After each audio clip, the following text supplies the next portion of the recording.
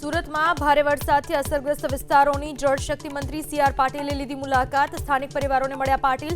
જરૂરી સહાય ઝડપથી પહોંચે એ માટે આપી સૂચનાઓ.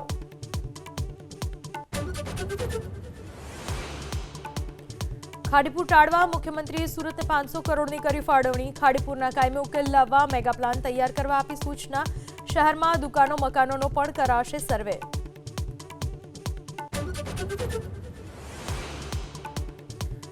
સુરતની સમીક્ષા બેઠકમાં મુખ્યમંત્રીએ સુરતની સ્થિતિ બગડવા પાછળ જવાબદારો સામે પગલાં લેવા આપી સૂચના.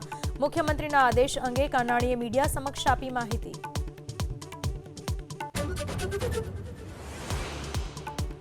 રાજ્યમાં અત્યાર સુધી સિઝનનો 24.44% વરસાદ. અત્યાર સુધી સિઝનનો સરેરાશથી 9% ઓછો વરસાદ.